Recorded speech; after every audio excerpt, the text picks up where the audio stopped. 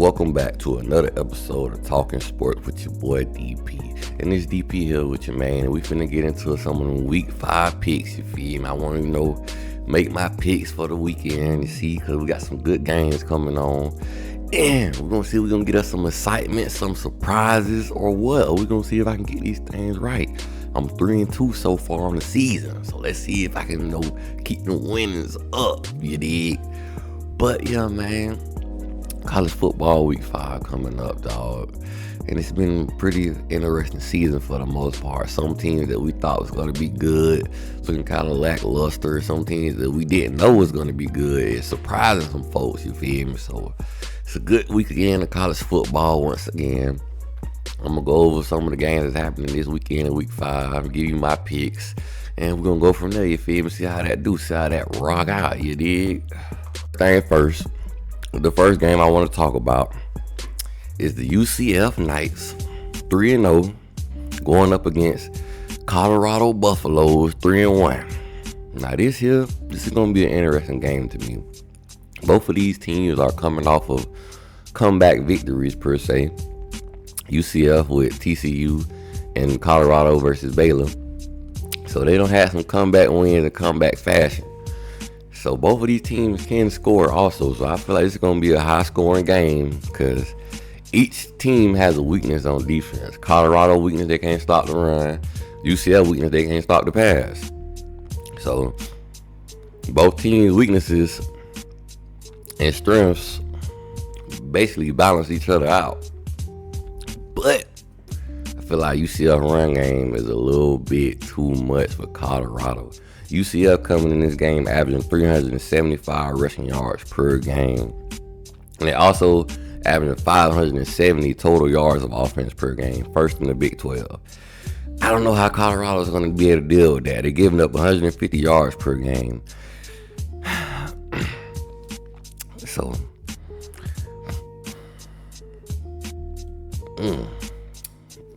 got something in my throat.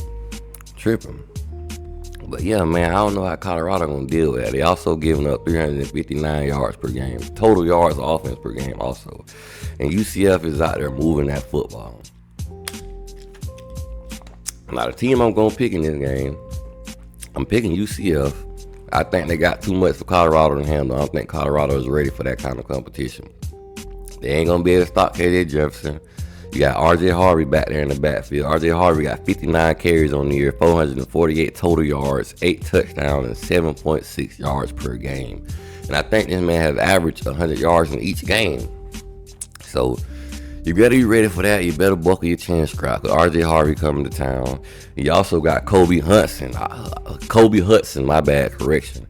I'm going to love to see that matchup with him and Travis Hunter. It's going to be some big game competition. And I know it's going to be a battle between them two guys right there. Kobe Hudson coming in the year, 13 receptions, 310 yards, 2 touchdowns, and 23.8 yards per catch. That's a threat, man. That's a real threat for Colorado. But I feel like Travis Hunter could be able to hold him. It's more so UCF running game versus Colorado offensive line gives me worry. But what I will say, Colorado is out here averaging 403 total yards offense per game. Almost messed that all up. But yeah, 403 total yards offense per game, 335 passing yards per game, and 68 rushing yards per game. That's 68 rushing yards. I don't feel like they can't run the ball. I just feel like they refuse to run the ball. And this is going to be one of those games where I'm not going to be mad if you don't run the ball that much because UCF secondary is giving up over 300 yards per game, you feel me? So it's getting ridiculous. Let me get the exact number. Yeah, they're giving up 302 passing yards per game. So they got not 302. They're giving up 238 passing yards per game, giving up 302 total yards per game. So let me correct myself on that. So can UCF match up with Colorado's wide receiver? I don't really think they can. I think Colorado has a very, very good group of wide receivers, from the Shepherd guy, from Webster, you got Jimmy Horn, and then we all know about Travis Hunter. So the weapons that Colorado have on the outside will keep them in this game, but The defense is why Colorado will lose this game. And can I see if I get the over-under for this game? Let me see real quick. Just to give a good idea, man, of what's what before I, do what they do. Let's see here. What is the over-under for this game?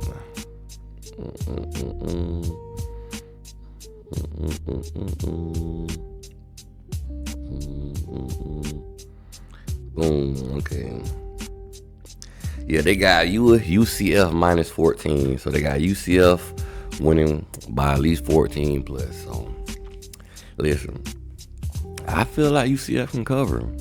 Honestly, my score prediction, which I'm not going to give a score prediction for each game I talk about, but my score prediction for this game is, let's see, UCF 48, Colorado around 28, 29 points, around that.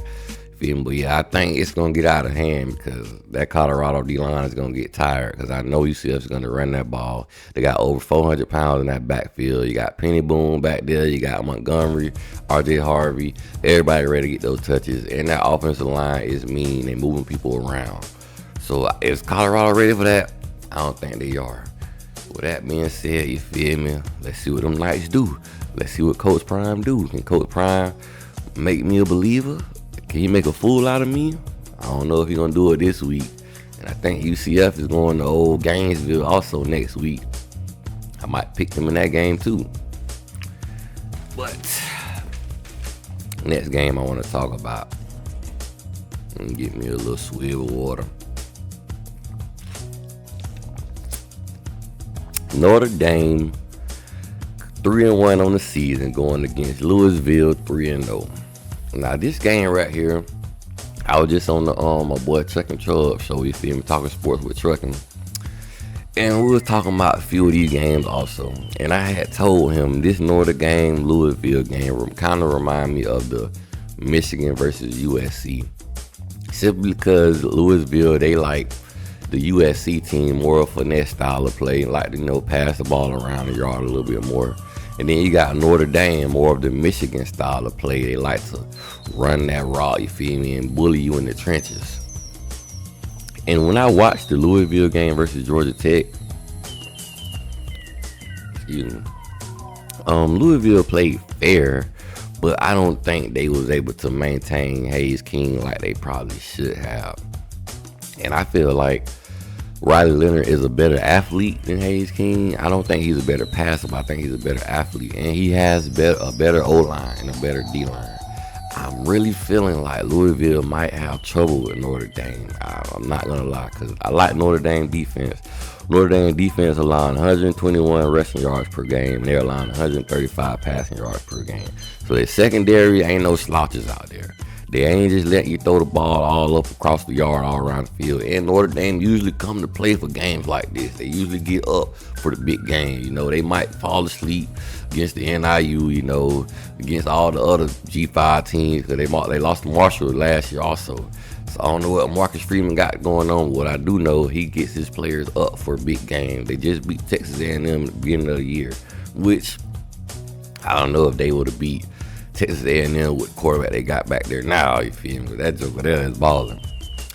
But yeah, man, on Notre Dame, they coming in this game with 412 total yards of offense per game, 173 passing yards per game, which honestly I feel like if Louisville load up the box, they have a chance. But I don't know, because Notre Dame O-line, they like to push stuff around, so we gonna see.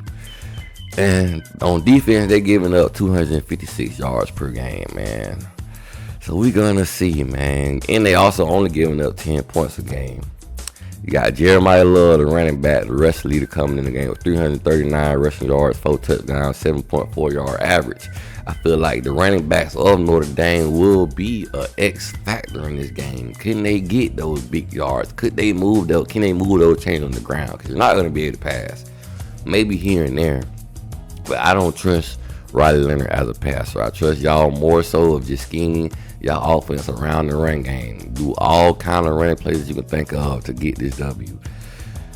But what I will say, Louisville, they only allowing 87 rushing yards per game, but they only really played Georgia Tech. And Georgia Tech, they would have had 100 yards rushing in the game they played them, but some of the Hayes King sacks affected that number. And Louisville also allowed 181 passing yards per game,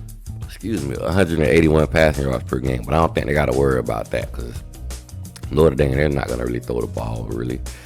And let's see, Louisville is averaging 47 points per game. I don't think they're going to score that much against Notre Dame at all. Notre Dame's defense is too good. The only way I see Louisville scoring that many points if Notre Dame offense can't get going and they keep getting off the field real fast, 3 and outs, making their defense tired.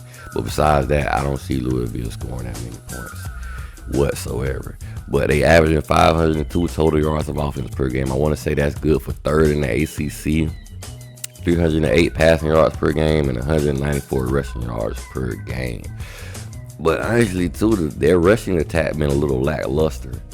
And if Notre Dame can make Louisville one-dimensional, like force them to have to try to run the ball, I definitely feel like Notre Dame can get this W. So I'm going to pick Notre Dame in this game because last time I picked the finesse team, which is USC over Michigan, and which they almost won. But trench bullies was trenching, and I feel like Notre Dame can be able to make something happen a little bit in the passing game. You feel be able to scheme up some open stuff for Riley Leonard to get his arm a little loose to include with the rushing attack. So I'm going to pick Notre Dame. Let's see what is the over-under for this game. Let's see. Okay, they got Notre Dame -7. You know what? I'm going to just say I'm going to take the under. I don't think Notre Dame is going to beat them by 7. I feel like it's at least going to come down to a field goal. So I don't feel like Notre Dame going to cover. You feel me? Even though it's -7. But I feel like they're going to win. They're probably going to win by a field goal or something, or some kind of safety or something like that. But yeah, man, let me get to the next game. Now, hopefully this game here don't get affected by the hurricane or anything. But we got old Georgia coming in the season 3-0 versus Alabama 3-0. This is the battle of the big dogs, the battle of the big boys, man. We gonna see who really one of the best teams in the nation, who really one of the top 5 in the nation. And me personally, unless one of these teams blow each other out, I wouldn't move them too high or too low when it comes to the rankings. They both top 4 teams, you feel me? I'm pretty sure they're going to play competitive. We got Georgia coming in this game, averaging 402 total yards of offense per game, 256 passing yards per game, and 145 rushing yards per game. I'm talking about 400, I'm tripping. And they also have 32 points per game on offense. Now, what I want to say about Georgia isn't looking that good to me as they did in prior years. This is probably one of the most vulnerable versions of the Georgia Bulldog teams I have seen in the last 3 years, maybe 4 years. But what I will say, their defense still looking dominant. Their defense still dominant, and their defense only allowing 202 points per game and 91 passing yards per game. Secondary locking shit down. You're only allowing 110 rushing yards per game and giving up 18 points per game. Now, I didn't like the display I seen when they played Kentucky. It was a very close game. They only beat them by 1 point, and luckily Kentucky couldn't come up with any kind of offensive drive to score a touchdown. But you ain't gonna have that easy cakewalk with Alabama, cause these boys can score. Alabama is coming in this game with averaging 466 total yards of offense per game, 228 passing yards per game, and 238 rushing yards per game, averaging 49 points per game. Listen, Alabama got Jalen Milroe, and I'm pretty sure Jalen Milroe is ready to get out of there and get busy when the pocket break down. And if you can't contain him and you let him do what Vandergriff did at Kentucky, Georgia, you're going to have some trouble. And this year, Alabama offense is kind of balanced, you feel me? Over 200 passing, over 200 rushing. So they're going to try to attack you here and there. But this game really would show how much Caleb DeBoer, Coach Caleb DeBoer at Alabama has improved Jalen Milroe. Because I feel like he's a good quarterback coach. I feel like he can develop quarterbacks and help them grow the same way he did Michael Penix Jr. I know y'all know that name. But yeah, Alabama coming in this game, defense only giving up 248 yards per game, 115 passing yards, and 132 rushing yards per game. 8.7 points given up per game. So, I want to also talk about the young man, the freshman phenom, Ryan Williams for Alabama. 10 receptions, 285 yards, 4 touchdowns, 28.5 yards per catch. Young man, you've been balling, you've been doing your thing, but here go your true test. Because Georgia DBs, they sticky, man. They ain't giving up nothing. They only giving up 91 yards per game. So what is Bama going to do? Me personally, I'm picking Bama to win this game. Let me see the spread. I don't know what the spread is right now. Let me check it out. Okay. They got UGA -1. Listen. I'm picking Bama, and I'm picking Bama to cover. I know UGA D-line, I think they still got a few players injured on there. But I still don't know how good Alabama offensive line looking, because I heard they had a few injuries on there. But I think Alabama can get the job done. Them guys are biting. Them guys are hitting this season. They ain't playing around, man. If you watch the game when they played Wisconsin, them boys hitting everything that was moving. If the refs got in the way, they was going to hit him too. I'm talking about Alabama, they hungry this year. A lot of people sleeping on Alabama because old Nick Saban on the sideline. Do not sleep on Coach Caleb DeBoer. Alabama is here to stay, just like I said on Truck and Chubb show, man. Alabama here to stay. They ain't going nowhere. Them boys got them trench bullies, and they got a quarterback that can do it. They got athletes that can do it. Now, in 3 years, depending on how Coach DeBoer recruit, then we can see if Alabama gonna be gone. But as of now and next year, they still gonna be pretty good, man, because them ties, they just be rolling. And before I move on, I want to talk a little bit about Carson Beck. 680 passing yards on the season, 7 touchdowns. I feel like Carson Beck and Dominique Lovett need to try to build a more of a connection with those two players. Because Carson Beck, he needs a security blanket. And they need somebody that's going to somebody that scares a defense. Somebody that the defensive coordinator has to game plan for. The most explosive person I've seen so far on UGA is Dominique Lovett. I feel like I gotta involve him in the game plan more. Get this man the ball. And y'all might just win this game. But I don't see a path to victory if Georgia's offense is going to come out there and play lackluster, similar to how they did Kentucky. So I'm picking Bama to this game, and I'm picking Bama to cover. So the spread is -1 on ESPN so far. I don't know what the other shows or the other websites got them as. And last but not least, some Canes over here. It's some Canes over here. It's all about you, baby. We got Miami Hurricanes 4-0 going up against 2-2 Virginia Tech. Miami coming in the season, coming into this game averaging 605 yards per game, good for second in the FBS. 405 passing yards per game and 200 rushing yards per game. 52.3 points per game. Defense only giving up 232 yards per game, allowing 168 passing yards per game, and only giving up a whopping 64 rushing yards per game. And they also giving up 10 points per game on the season. How is Virginia Tech going to stop this Miami Hurricanes offense? Now, coming in this year, the Virginia Tech defense is giving up 341 yards per game. They're allowing 160 yards per game, which is not bad to me. That's pretty good.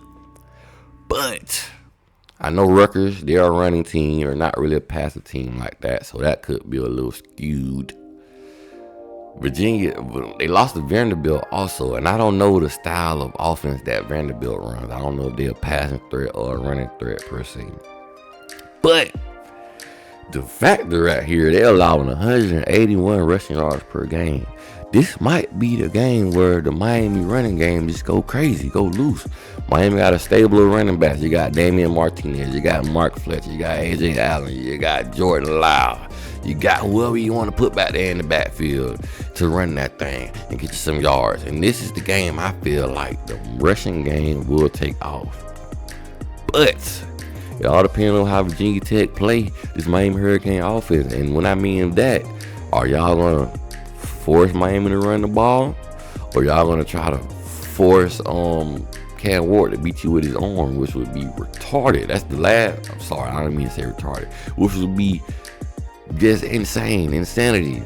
You seen the last 14 we played try to force Cam to beat them with his arm. Like, the man got over 15,000 career passing yards. What more he got to prove to y'all? I'm talking about they keep coming in these games low in the box up against Cam Ward. And mind you, hey, they can lower the box and then, you feel me, drop back out of it. You feel me, don't even pass rush. But hey, by the time you find your man, he open and he got the ball. Cam Ward, he know where he going before he even hiked the ball. He know the 3 spots that he finna go. He either finna take the deep spot, he finna take the underneath route, or he finna take his check down. One or the other, you feel me? He know where he's going with the ball. He go through all his progressions. But I guess to some of these defensive coordinators, you feel me, offense, if you allow the Hurricanes to run the ball and they do somehow get this thing going, it's going to be impossible to stop. Just let's just be honest. If Virginia Tech allow Miami to run this ball and we running it effectively, talking about getting 6 yards here and 7 yards there per carry, how are you going to stop that offense? It ain't going to be nothing you can do. So I guess I understand why they lowered the box in the beginning. But it's really, at this point, you got to pick your poison. You know I'm picking the Canes. I think it's plus 19 right now. I'm picking my Canes to cover. We finna blow Virginia Tech out. I don't see no Virginia Tech. Everybody talking about, man, Virginia Tech, they going to be a tougher team than USF. Me personally, I feel like if Virginia Tech line it up with USF right now, USF going to beat their ass. Especially if USF run the type of tempo that they run. Because Virginia Tech ain't ready for that, and they don't have enough depth to compete with that. But we got the depth. We don't have 40 plus 4-star and 5-star players in the last 3 years. Virginia Tech ain't did that in 10 years. They probably got 30 something in the last 10 years. And we don't did it in 3. And I got that information from my boy Gary Furman at Kane Sports. You feel me? So shout out to the youth. We gonna bust them Virginia Tech hoax tonight. And let's get live, baby. You feel me? Go Canes. Like, share, subscribe. You feel me? I gave you all my picks for the day, for this weekend, you know. Hopefully I get them all right. Hopefully I get them all on the head. But we shall see. But your boy is out. And don't forget to like, share, comment, and all that. You feel me? Deuces, baby.